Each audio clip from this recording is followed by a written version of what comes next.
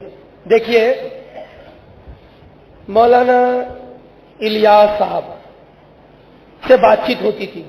میری خود 2 مرتبہ 3 گھنٹے بالکل تنہائی میں گفتگو ہوئی، اور جب میں مبلغ تھا اس وقت موبائل کا دور نہیں تھا، لینڈ لائن فون ہوا کرتا تھا اور ISD کال بہت مہنگے ہوتے تھے، تو پوسٹ آفس میں جا کر رات میں 2 بجے 2:30 بجے اگر کال کرو تو وہ بھی رات کو جاگنے والا پوری رات جاگتا ہے اور دن کو سوتا ہے۔ میری بھی ان سے کئی بار گفتگو ہوئی، تو میں خود اپنی گفتگو جو ان سے میں کسی کی سنی سنائی بات نہیں بتا رہا ہوں، اس میں کوئی شک ہی نہیں، اور میں انتہائی یقین کی منزل پر ہوں۔ میری خود کی جو گفتگو ہوئی ان سے، اس گفتگو کے دوران بات یہ ہوئی کہ میں نے کہا حضرت مفتی عبدالعلیم صاحب کے یہاں بھی میں گیا تھا گھر پر، حضرت مفتی عبدالعلیم صاحب کے، اور حاجی غلام یاسین صاحب جنتا گلاس والے جو ناگپور میں ذمہ دار بنے پھرتے ہیں، انہوں نے ایک بار کہہ دیا تھا کہ ہم دیوبندی کی دال نہیں بولیں گے، سنی کا سین نہیں بولیں گے، اور میں امیر، تو مجھے 1-2 لڑکوں نے بتایا کہ یہ بول رہے ہیں کہ دیوبندی کا دال نہیں بولیں گے، سنی کا سین نہیں بولیں گے۔ میں مفتی عبدالعلیم صاحب کے یہاں گیا، میں نے کہا حضرت اصلاح ضروری ہے، ٹھیک ہے، نماز کی دعوت ضروری ہے، ٹھیک ہے، تبلیغی جماعت کا تحریک کے ذریعے جواب ضروری ہے، ٹھیک ہے، لیکن حضور آپ مجھ سے بڑے ہیں، میں آپ کے شاگردوں کے برابر بھی نہیں، میری یہ عرض ہے کہ جو کوئی ادارہ، جو کوئی تحریک، جو کوئی پیر اگر یہ کہے کہ ہم رد وہابیہ نہیں کریں گے یا رد وہابیہ کرنے سے روکیں گے، قسم خدا کی اگر دعوت اسلامی میں واقعی ایسا ہے اور مولانا الیاس قادری واقعی ایسے ہیں تو ساری دنیا میں سب سے پہلے دعوت اسلامی کو ناگپور میں لانے والا میں، سب سے پہلی مخالفت کرنے والا بھی میں ہی رہوں۔ مفتی عبدالعلیم صاحب تو حضرت نے فرمایا حضرت ایسا ہے بیٹا میں زیادہ بات نہیں کر سکتا، میں ہارٹ کا مریض ہوں، بیڈ ریسٹ ہے، میں زیادہ بات، آپ ایسا کرو نا مولانا الیاس قادری حضرت صاحب سے ہی بات کر لو۔ رات میں 2:30 بجے کے قریب فون لگایا، ان کو بات چیت ہوئی، تو میں نے کہا حضرت جو ہے رد وہابیہ کی اجازت ہونی چاہیے، میں نے بہت نرم لہجے میں بات کی۔ اب یہ اتنی زیادہ نرمی کے باوجود بھی ایسے ضدی ہیں کہ آپ نرمی سے بولو یا سختی سے، بالکل زمی ٹلت زما ٹلت ولیکن الیاس نمی ٹلت، ایسا اپنی مزاج پر ٹکا رہتا ہے یہ بندہ کہ میں نے اس سے بڑھ کر ضدی آدمی 4.5 سال کی اس زندگی میں نہیں دیکھا۔ میں نے کہا حضور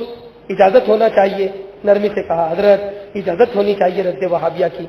تو کہا کہ ہمارے مبلغین جو ہے زیادہ صلاحیت والے نہیں ہوتے ہیں تو ہم ان کو اجازت نہیں دے سکتے، اگر وہ اجازت دیں گے تو وہ کچھ بھی رد کریں گے، کچھ بھی الٹا سیدھا بولتے، دیکھا نہیں ہمارے بہت سارے مقررین کیسے الٹی سیدھے رد کرتے ہیں۔ تو میں نے کہا کہ ٹھیک ہے ہر مقرر ہر مبلغ کو اجازت نہ دیں آپ، تو انہوں نے کہا کہ دیکھیے مفتی غلام محمد صاحب قبلہ علیہ رحمہ کا فتویٰ بھی ہے کہ ہر آدمی کو رد وہابیہ کی اجازت نہیں ہے جو عوام میں سے ہو، اور اعلیٰ حضرت کا بھی فتویٰ وہی ہے کہ ہر آدمی جو نہ جانتا ہو اختلاف کس بات میں ہے اور وہ پھر رد وہابیہ کرنے بیٹھ جائے اور بحث کرنے لگ جائے جس کو خود ہی نہیں معلوم کہ اختلاف کس بات میں، اصل بات کیا ہے، ایسے آدمی کو منع ہے۔ تو انہوں نے کہا دیکھیے اعلیٰ حضرت نے منع کیا، مفتی غلام محمد صاحب نے ہم کو منع کیا، تو میں نے کہا حضرت میں کیا عرض کر رہا ہوں ہر مبلغ نہ کرے، جو علماء دعوت اسلامی میں شریک ہو گئے وہ کرے۔ تو کہنے لگے کہ یار وہ دعوت اسلامی میں آئیں گے اور وہ رد کریں گے تو پھر دعوت اسلامی بدنام ہوگی۔ تو میں نے کہا ٹھیک ہے حضرت وہ ہمیشہ رد نہ کریں، میری ایک بات سنیے آپ، میں نے کہا حضرت ٹھیک ہے وہ ہمیشہ رد نہ کریں، بوقت ضرورت رد کریں، جب ضرورت آئے تب رد کر دیں اور اس کے بعد پھر اپنی اصلاح میں لگ جائیں۔ تو کہا نہیں ایسا بھی اجازت نہیں، جو ہمارے طریقہ کار سے متفق ہیں ان علماء اور مشائخ کا ہمارے یہاں سواگت ہے، استقبال ہے، اور جو ہمارے طریقہ کار سے متفق نہیں اور رد کی بات کر رہے ہیں تو ہم ان کا سواگت نہیں کریں گے، مطلب یہی ہوا ہے وہ دعوت اسلامی میں نہ آئے۔ یہ گفتگو ان کی میں نے اس کو پینڈنگ میں رکھا، میں نے کہا نہیں حضرت آپ اس کو غور فکر کر لیجئے، اچھی طرح سوچ لیجئے اس پر۔ کئی مرتبہ گفتگو ہوئی اور ہر بار میں نے اس کے بارے میں پوچھا لیکن اس کا کوئی خاطر خواہ جواب نہیں ملا۔ ایک بار اتفاق ناگپور میں ایسا ہوا کہ چندرپور میں ایک دریدہ ذہن وہابی آیا